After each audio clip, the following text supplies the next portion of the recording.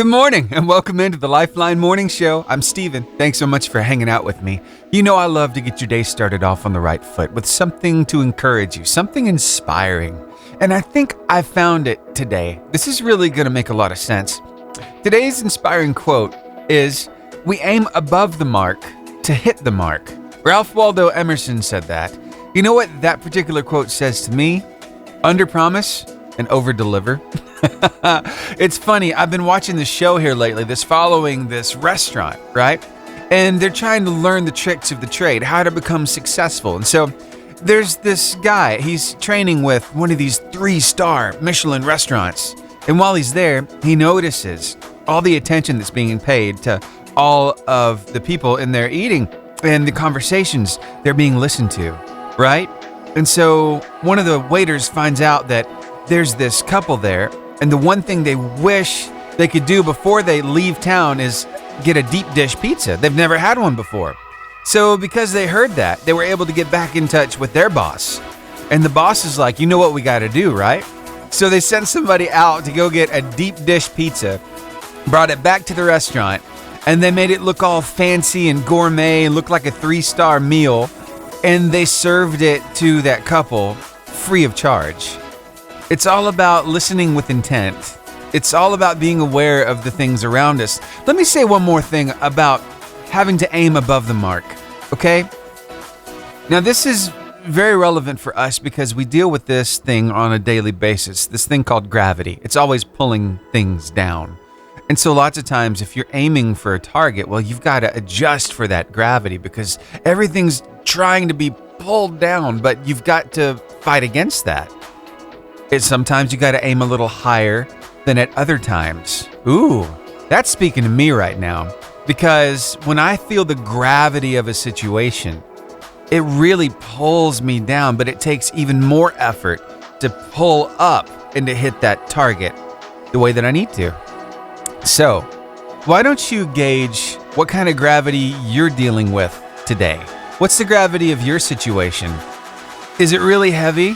Is it really light? Well, make your adjustments to hit that target just right. And the more you do it, the better you get at it. So, hey, we're all works in progress. We're all trying to hit the mark. And you know what? We can do this. We really can. Hey, thanks for hanging out with me. I'm so glad I can do life with you, and we can learn from each other. Why is it that the most delicious stuff is usually the stuff that's not good for you? I don't like that. Well, ran into this granny who, she knows what she likes and she's sticking to it. I'll let her defend it. Coming up next. I came across the story of a granny who was 104 years old at the time of this interview, and basically she was defending something that she loves. Because, you know, in this life, we always gravitate toward the things that we enjoy. And one thing for her, well, was her drink of choice. Yeah. So what was it? Well, let's just say that she loves some good old Dr. Pepper. And that was what she was attributing to a long life. She drinks 3 of these things a day. And you know what? It's much to her doctor's chagrin, but she's not worried about that. Well, you know why she's not worried about that? Because of this. You're drinking Dr. Pepper right now. That's exactly right. That stuff is good. It's got sugar in it, and 2 doctors have told me that if I drink it, I will die, but they died first. I love it. I love it. So she stuck with it to the very end. That interview was back in 2015, and she lived for 2 more years, and now she's not drinking Dr. Pepper, at least not here anymore. Whether they have Dr. Pepper in heaven or not, I'm not quite sure, but I would hope so. I think maybe. Oh, I haven't thought about that lately. Yeah, don't you think that your favorite things to eat are going to be up there? Your favorite things to drink are going to be at the marriage supper? Oh my. Yeah. And hey, you won't pack on the pounds for eating the good stuff. Sometimes you see something that takes you off guard. In fact, it startles you. It's like, that is not right. That doesn't look right at all. Well, that's exactly what happened to one lady. And let's just say that things got so weird, the cops showed up at her house, knocked on her door to ask her if she had stuffed somebody in the trunk of her car. Yeah, you've got to hear how this all went down. I'll share it with you after Sanctus Real. I've seen some pretty interesting stuff in my 40 years on this earth, and I've got to say, two of the craziest, for me anyway, were the way that people strapped on vehicles. Like somebody wanted to bring their motorcycle with them. So they're in this like short, squatty Ford vehicle. It looks almost like a station wagon, but it's got a hitch in the back, and it's got one of those little bumper hitch trailers. The really small ones. You know, like you'd put one of those electric scooters on to get around with, one of those mobility scooters. Well, except it was a motorcycle. It's like a full Harley Davidson strapped onto the back of that thing. It was one of the weirdest things I've seen. And another one, well, this happened close to, I think it was Tate Farms, where they were having the pumpkin patch that year. Well, there was this guy who had it looked like a 4-door car, but he had to have a way to get his 4-wheeler around. So he actually loaded it on the back of his car. So the front wheels of the 4-wheeler were above that back glass, and the rear wheels were sitting on the edges of his trunk, and he had that sucker strapped down. That's one of the funniest things I've ever seen. Where there's a will, there's a way. Now there's stuff that kind of catches you off guard, but then there's things that you see that kind of make you fear for somebody's safety. Yeah, well, that's exactly what happened with some neighbors of one lady. This lady, I guess you ladies, when you're having really bad hair days and you have just a few days left before you go to get your hair done, maybe you have a wig you can just throw on. So you kind of, I don't know, somehow conceal the hair you're having a problem with, put the wig over it, and all is well. Us guys, we just put on a hat, and that usually fixes the problem. But you see, for this lady, that's kind of where she was, I think. Her name is Toria, and she had just got finished from a hair appointment, but she didn't need her wig anymore. And that has a little something to do with why the police showed up on her front doorstep. Here's how that conversation went down. Hello, how are you? Good, how are you? Craziest thing you're not going to believe. What happened? So we got a call, somebody's concerned. Are you like a hairstylist? No. So there's like hair hanging out of your tongue?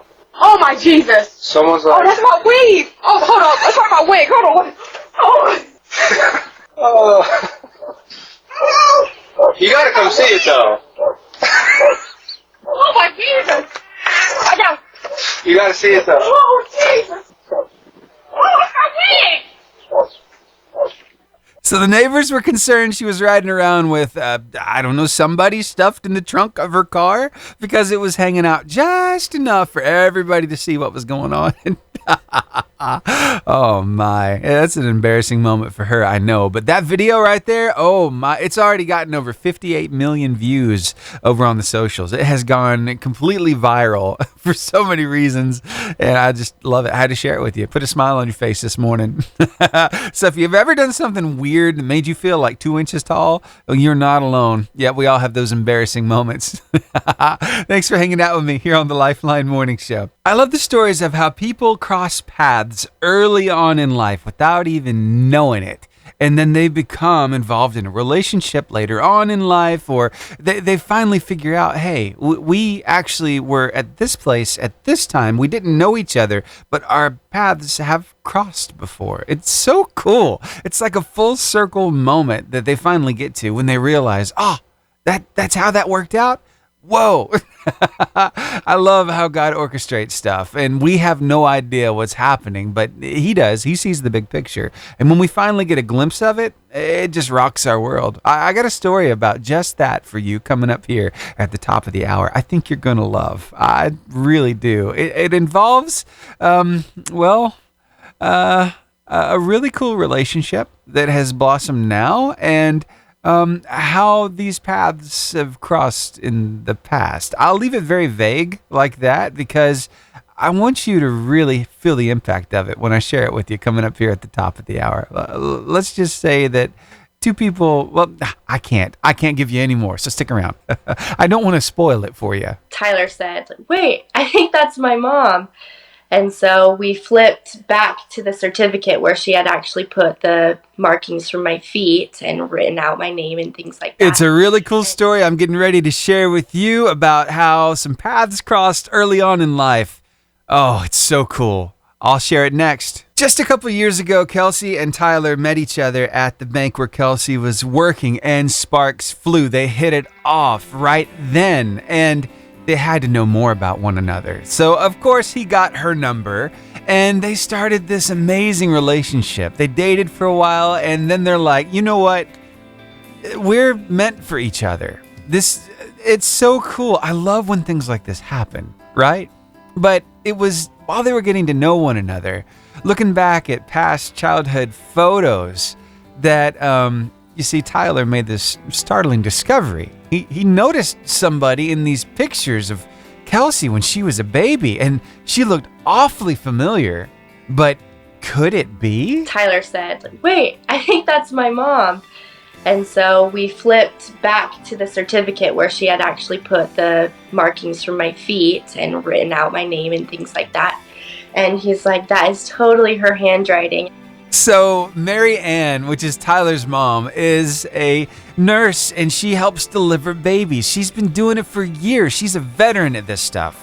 And she's probably delivered thousands of babies, but who would have known way back in 2001, one of those babies would be her future daughter-in-law? Oh my gosh. I love this. Tyler and Kelsey sent me a text and said, you delivered Kelsey. I said, what? And I said, how fun is that? It's amazing. And then they sent the pictures, and I said, oh yeah, I remember that. Yeah, and the more that they started to recollect all these happenings over those years, well, you see, Kelsey's mom got involved in the conversation, and she remembers, and she actually took some video back then, and was able to remember this amazing nurse that Mary Ann was so good to her to help her through this really complicated pregnancy. There were a few things going on that were against Kelsey's odds of making it into this world, but you see, Stacy, she got a lot of courage, a lot of support from Mary Ann, her nurse at the time, and I love how this kind of recollection of those memories just made this whole story sweeter. I did take pictures of her because she stood by my side because she knew I was nervous. 22 years ago, I put that sweet baby girl in Stacy's arms, and now we both get to hold her the rest of our lives. Yep, we did. I love this lady. What do you think about that? That's a full circle moment right there. That was that big picture kind of thing. You see, God does things like this all the time. He's sneaky this way.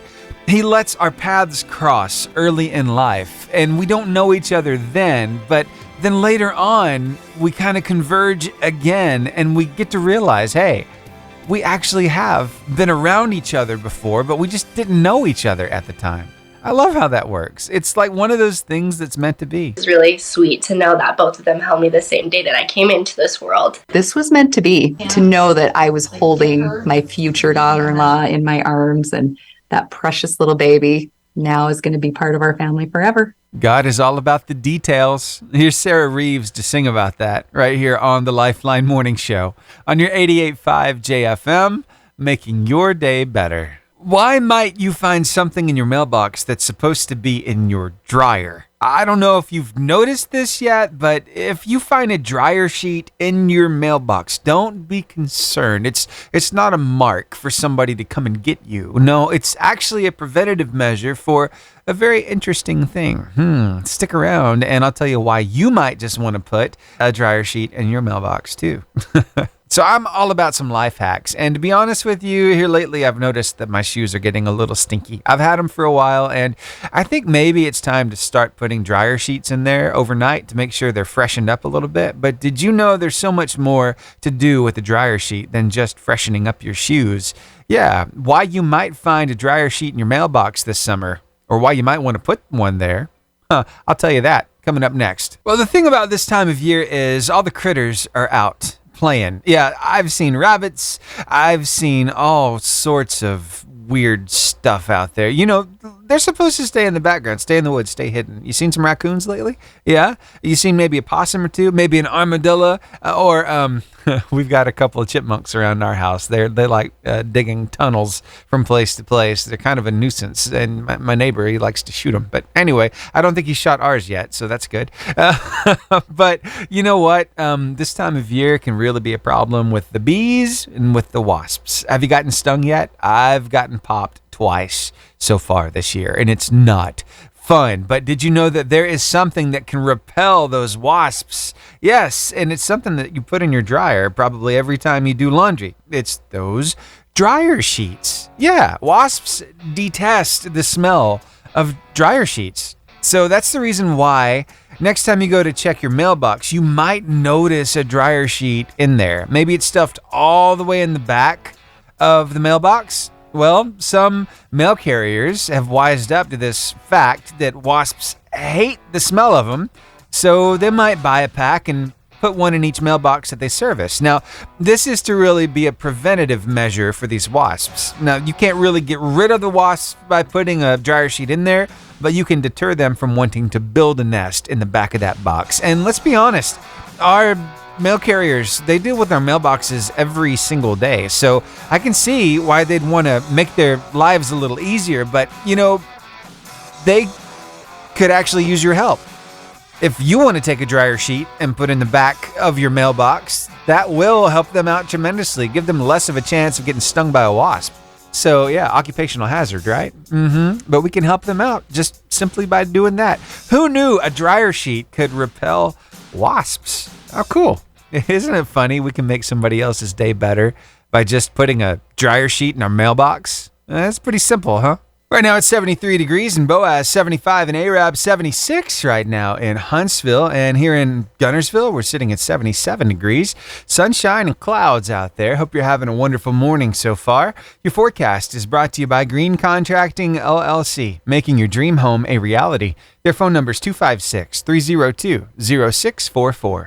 Now your word of life. Today from Isaiah 26, verse 3. In the New Living Translation of the Bible, you will keep in perfect peace all who trust in you, all whose thoughts are fixed on you. Think about that word, fixed. That means immovable, always there. If you keep your focus on the person who has the solutions to your problem, you can live in a state of peace. And hey, our Heavenly Father, He has all those solutions. He has everything that you need. So keep your focus on Him, and life is going to be good.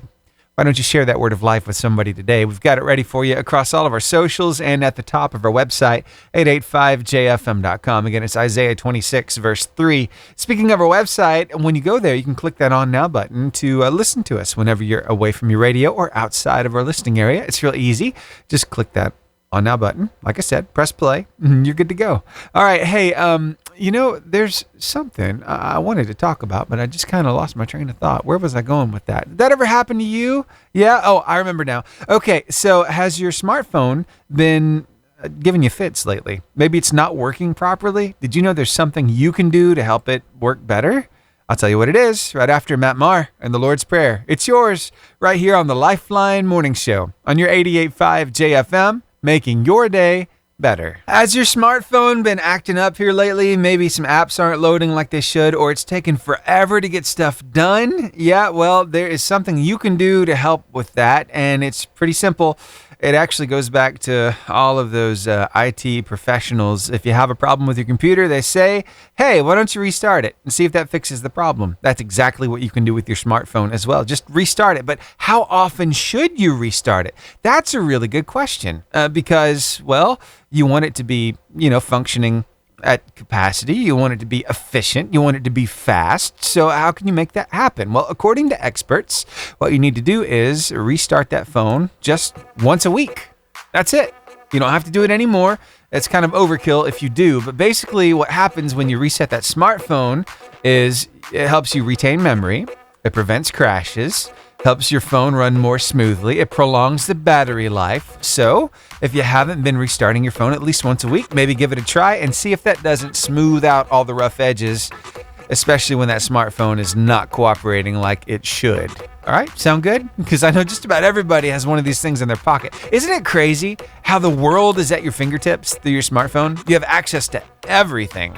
It's kind of scary. And what's even scarier is it feels like other people have access to you. Yeah. So anyway, just wanted to throw that out there. And hey, they do recommend doing a factory reset only when the regular reset doesn't work. It needs to be a last-ditch effort to get your phone working right again. So be very sparing with those factory resets on your phone and network resets. But just restarting your phone is good for it once a week. All right, here's Leanna Crawford. How can you not? Right here on the Lifeline Morning Show. Does candy accrue in your cupboards too? We've got this drawer that's got all this old candy in it, and my daughter kind of cycles through it, but honestly, it gets kind of forgotten. Well, that is until she gets bored. I wonder if your kids have gotten bored in the kitchen lately. I wonder if they've made any weird concoctions, maybe made some weird recipes. Yeah, it's a little thing we call kid cuisine, and I'm getting ready to share today's, and it has everything to do with that candy that's probably still in that drawer. I mean, just be careful because they get really creative. You're going to love this, so stick around. We'll get into it at the top of the hour. But first, here's Toby Mac and Zach Williams with Cornerstone. It's 8 o'clock. You know what that means. We've been doing this all summer long because I know our kids, they're home during the summer break. And they get bored, they get hungry. You mix those two things together, and you get some really weird concoctions in the kitchen. They like to experiment. And likely, you've got some old candy lying around. Maybe some from October 31st. Yeah, you know, one of those candies that is so popular is the candy corn. And basically, it's straight up sugar, right? And it doesn't all get eaten around October. So I wonder if maybe you've got any candy corn left in a drawer, or maybe still in a tub from trick-or-treating. Well, if you do, and it's anywhere near the rest of the stuff in the kitchen, well, you better believe it's going to show up mixed in as an ingredient somewhere. So they might take the hint from Elf. You remember that Christmas movie where candy corn is definitely a main ingredient. They might mix it in with their spaghetti and maple syrup, but that's not what I'm getting at now. What I'm saying is one summer staple is pizza. Those individual pizzas you can get. You know, the Totino's pizzas, and you put them in the oven, you bake them, they're so good. Burn your mouth because you don't want to wait to eat them. Well, if your kid finds the candy corn and decides it would be a great topping, they'll have today's kid cuisine. That's exactly what it is. It's candy corn pizza. You've seen the dessert pizzas before, like Cece's, but have you ever tried a candy corn pizza? Well, this might be your cue to try it. This is one thing I've learned is don't knock it till you try it. So I just put a picture of it up on our thread on our Facebook page, and you can find it there. It's 88.5_JFM. Pinned to the top of the page, and we want to know your kids' favorite recipe for kid cuisine as well. So go over there, check these recipes out, submit one of your own, and we'll have some fun this summer. But hey, with that out of the way, guess what? I'm about to get into giving somebody a family 4-pack of tickets to Point Mallard Water Park. That's coming up very shortly, so stick around. And if you have to step away from your radio, tune us in online, 885jfm.com. Click that On Now button, press play, and you're good to go. So it's coming up shortly. In the meantime, here's Big Daddy Weave. Heaven Changes Everything.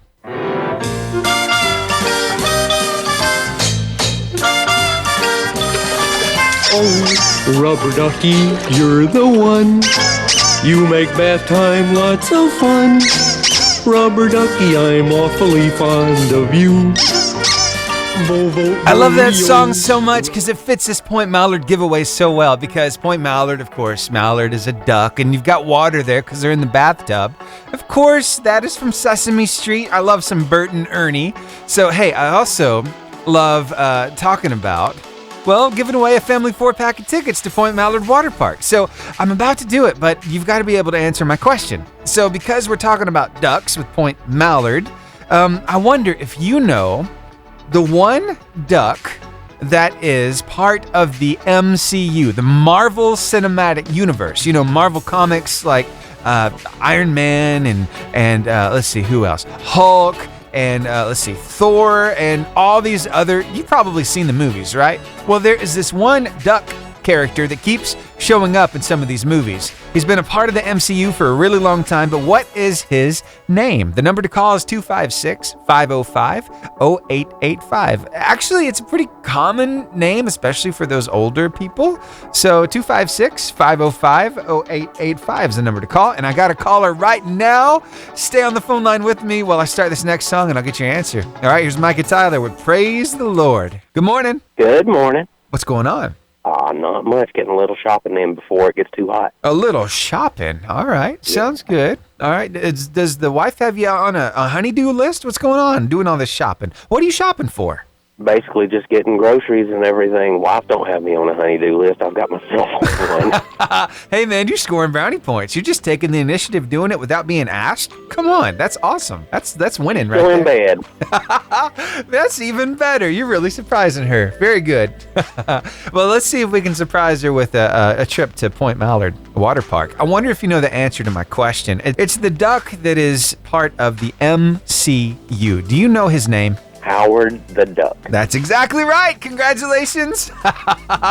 You just won a family 4-pack of tickets to Point Mallard. What do you think about that? That's awesome. Yeah, I think so too. You know, when I was a kid growing up, I actually watched the old Howard the Duck movie, and I watched it so many times I got stuck on it as a kid. And you know, I've gone back and watched it since, and I was just wondering, what did I like about that movie? It was so bad. You know? Have you ever seen it before? He danced and he played a synthesizer. This is true. That was kind of cool about it. It had Leah Thompson in it. Who don't love Leah Thompson? There you go. That's another reason. But it just wasn't appropriate for me at that age because I was like really young and I could like quote the movie from beginning to end, and it was kind of scary in spots too. So anyway, you ever look back at a movie that you watched as a kid and it's like, why did I like that? I have to admit, I still do that.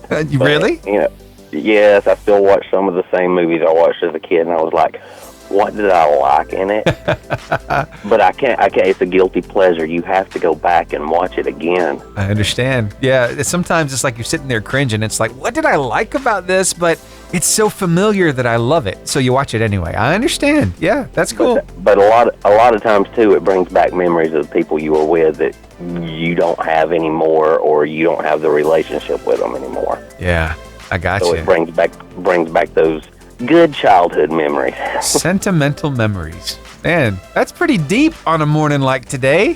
Thank you for taking us there. That's awesome. All right, let me grab your address real quick and I'll get these passes set your way. Okay, thank you. You're welcome. Could I ask you one more question before I let you go? Sure.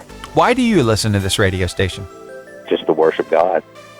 I'm a musician at heart.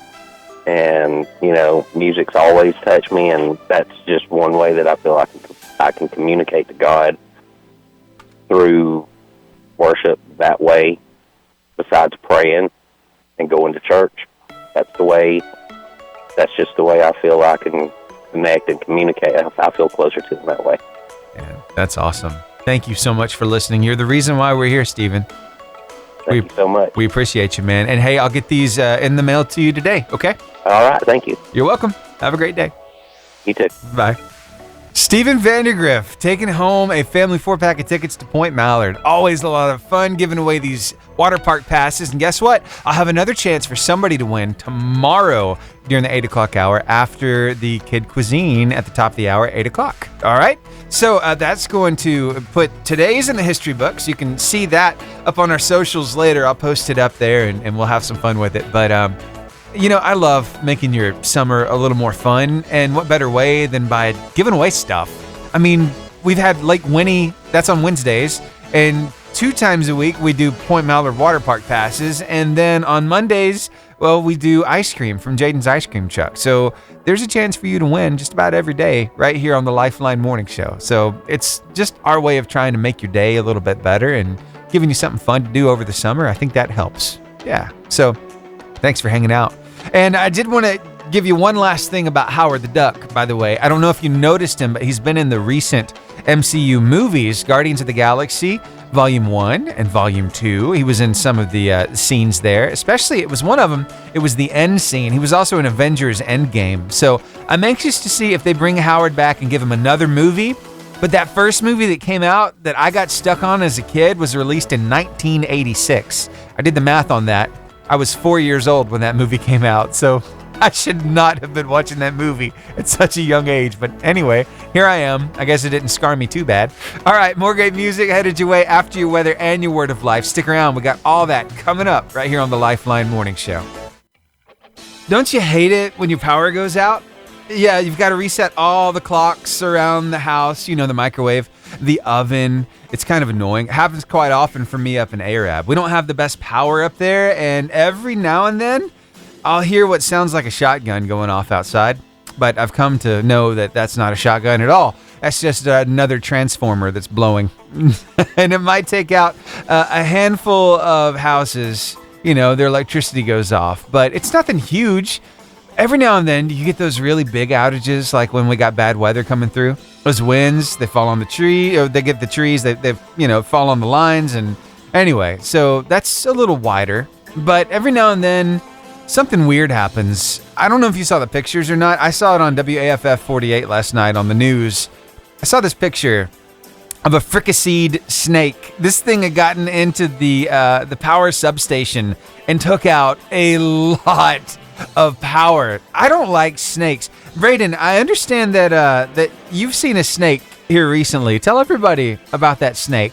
I was just hanging. Oh, yeah, it's just hanging on a fence. Oh, okay. So it's your grandma's fence, right? Yeah. Mm-hmm. So she just decided. Well, did she kill it? Yeah. Okay. She just hung it up there. Yeah. And it's still there. Yeah. I figured some critter would have come and eaten it by now, but no luck, huh? No. All right. Gotcha. Well, I don't like snakes. In fact, I love that that the snake got what was coming to him. You remember that story in the Bible where God curses the snake? At one time, snakes had legs, but now they don't. They got to slither on their bellies. That's part of the curse.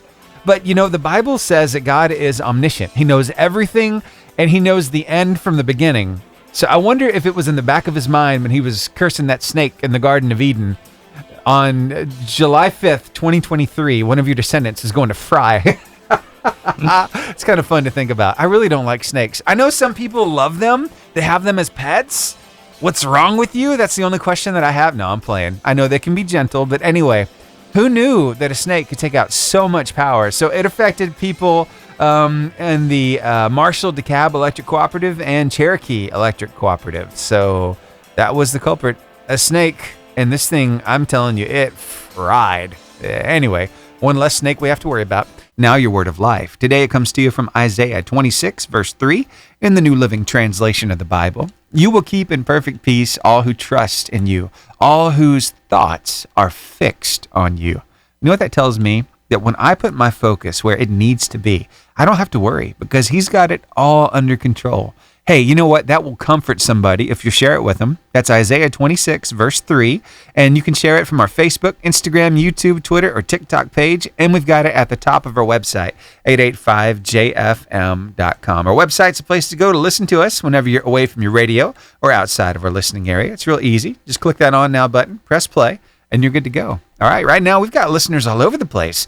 Helsinki, Finland. Oh, we've got Chattanooga, Tennessee popped on here. Wow. Also, Arab, Boaz, Albertville, Gunnersville, Scottsboro. As a parent, it takes everything inside of you to not help your kid. You want to jump in. You want to help them. You want to pick them up. You want to tell them everything's going to be okay. At the same time, you've got to let them fail. It's a catch-22, isn't it? Because it rips your heart out. Well, how and why should you let go?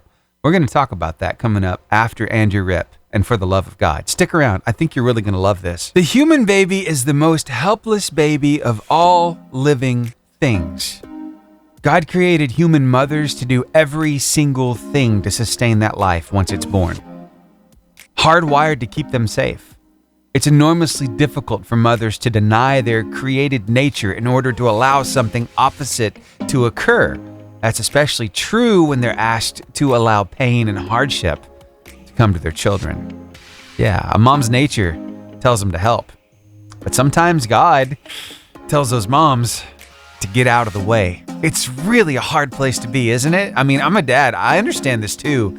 You want to fix everything for your kid. You want to make everything as smooth as possible, but you're not doing them any justice by doing that. In fact, You're giving them a false sense of security because they have to learn these lessons, the hard lessons. They got to be able to fail.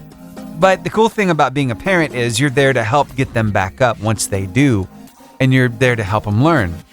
Well, I found this article over at foreverymom.com, and it's from Dr. Deb Waterbury, and she's talking about how you kind of see this in nature, where you have to let your kid struggle. She says, I read a story about a man who came across a butterfly cocoon. The butterfly was just trying to break free of the cocoon, and the man felt compassion on this small creature. He took his thumb and just peeled away a small portion so the butterfly quickly emerged. The man immediately noticed that the butterfly looked abnormal. Instead of having big, beautiful wings that took it to flight, the insect had small, misshapen wings, and it stumbled around on the ground, seemingly unable to fly. You see, when that man followed his compassionate heart and helped the butterfly avoid its struggle, he stopped the necessary process the insect needed to grow.